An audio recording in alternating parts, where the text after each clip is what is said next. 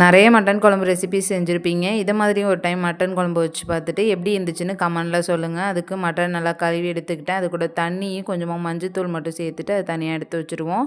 எண்ணெய் சட்டியில ஒரு 5 டீஸ்பூன் அளவுக்கு எண்ணெய் சேர்த்துக்கோங்க. அது கூட பட்டை, கிராம்பு, பிரிஞ்சி இலை சேர்த்துட்டு கருவேப்பிலையும் சேர்த்து பொரிஞ்சு வந்ததுக்கப்புறமா ஒரு மசாலா சேர்த்துக்குவோம். அதில வந்து மிளகு, ஜீரகம், இஞ்சி இது 3த்தையும் வந்து நல்லா ஃபைன் பேஸ்ட்டா அரைச்சு அதையும் சேர்த்து நல்லா பொரிஞ்சு வந்ததுக்கப்புறம் கொஞ்சமா மஞ்சத்தூளும் சேர்த்து வதக்கிக்கோங்க.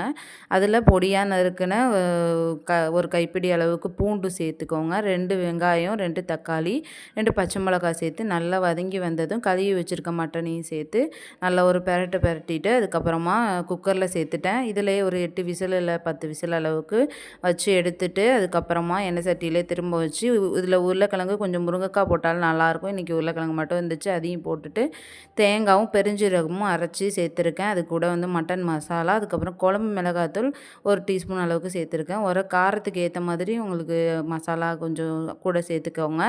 அதுக்கப்புறமா கடைசியா கொத்தமல்லி தூவி இறக்கிடுங்க. ரொம்பவே சூப்பரா இருக்கும். ட்ரை பண்ணி பாருங்கள். எப்படி இருந்துச்சுன்னு சொல்லுங்கள். பாய்.